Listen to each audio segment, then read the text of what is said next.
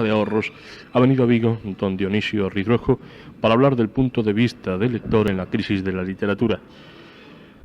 Dionisio Ridruejo es un hombre sumamente conocido en el país por muchas actividades: periodista, abogado, escritor y político.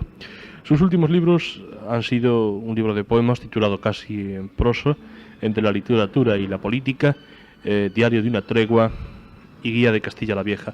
Por cierto, señor Ridruejo, entre la literatura y la política, ¿de qué extremo está actualmente usted más cerca? Yo estoy igualmente cerca de lo uno y de lo otro. Lo que pasa es que la política para mí está en el orden de los deberes y la literatura solo en el orden de las aficiones. ¿Hasta qué punto es usted entonces un animal totalmente político? No, nadie es un animal totalmente político más que los animales totalitarios. Yo no soy un animal totalitario. Quiero decir que creo que la política tiene unos dominios y que fuera de esos dominios el hombre sigue existiendo. Hay dimensiones del hombre que no son interpretables ni reductibles a la política.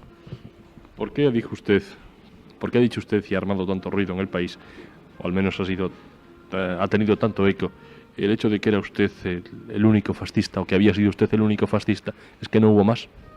No, yo me refería irónicamente a la constante negativa, disimulo o ocultación que la mayor parte de mis antiguos correligionarios han ido haciendo de sus respectivas filiaciones del pasado, que por otra parte y por rara casualidad siguen sosteniendo casi siempre en el presente. Entonces, naturalmente, en vista de que nadie había sido fascista, yo me tomé la libertad de decir que yo sí, por lo menos yo lo había sido. Pero ya no lo es. Claro, seguramente lo dije porque ya no lo soy. Si lo siguiera siendo, lo hubiese ocultado. Sí. ¿Y cómo definiría el fascismo un señor que fue fascista y que ya no lo es? El fascismo tiene 3 o 4 connotaciones de carácter general, que no se agotan porque naturalmente cada especie o subespecie fue diferente de las otras.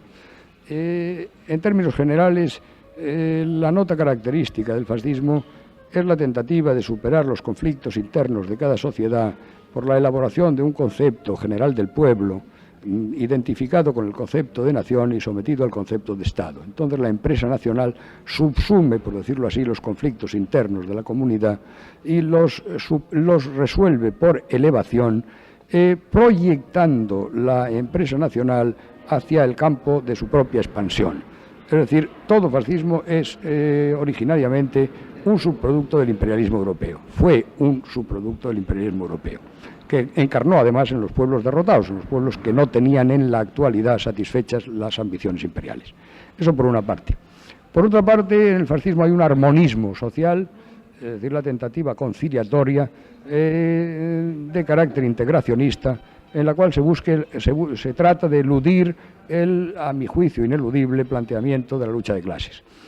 Por último, el fascismo es la pretensión de sustitución de las decisiones populares por las decisiones minoritarias, bajo la presunción de que el pueblo no comprende sus propios problemas y tiene que ser una minoría mesiánica la que las interprete y realice de esa manera el destino propio de cada pueblo.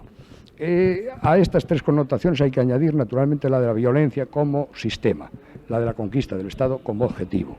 Es decir, no se trata de conquistar el país para imponer la mayoría, sino de conquistar el Estado para permitir a la minoría la refundición del país.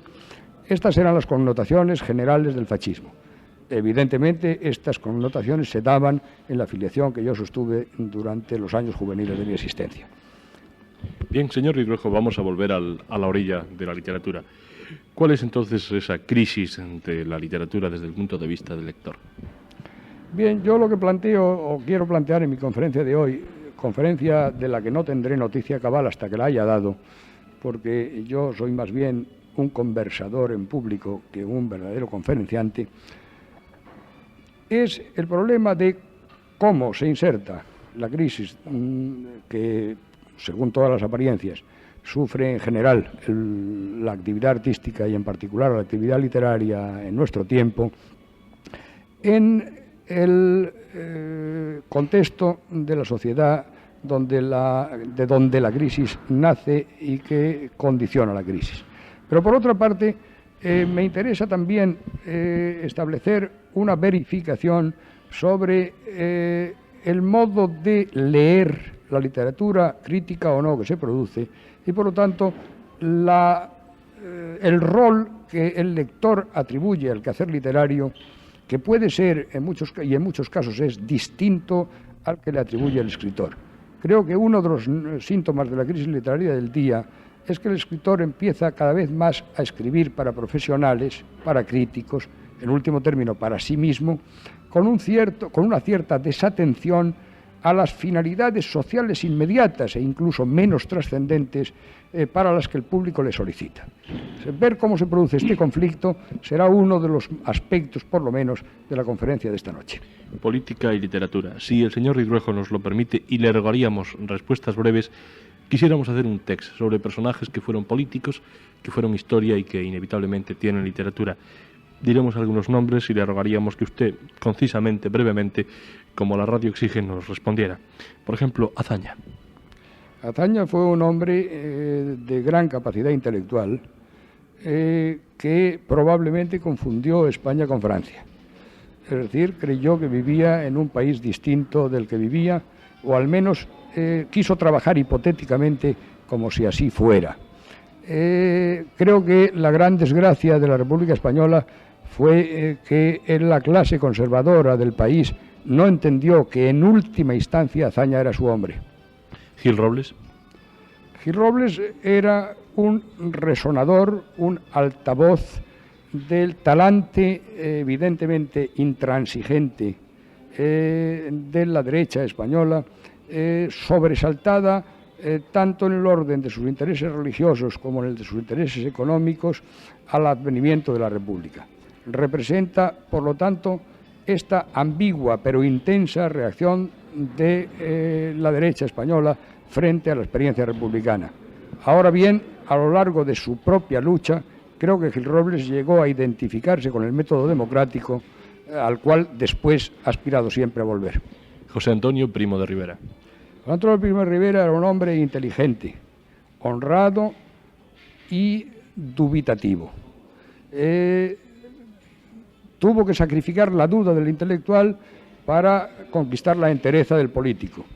Esto creó en su espíritu determinadas ambigüedades y determinadas agonías. A mi juicio, se trata de una biografía sumamente dramática y extraordinariamente interesante. Ahora bien, el resumen final de la interpretación que se ha dado a su obra es más bien negativo. Don Julián Besteiro. Representó la ponderación, la claridad, la aspiración a la razón, la cortesía incluso, dentro de un riguroso y auténtico designio de acción revolucionaria. ¿Y Castelao? ¿Qué le dice a usted Castelao?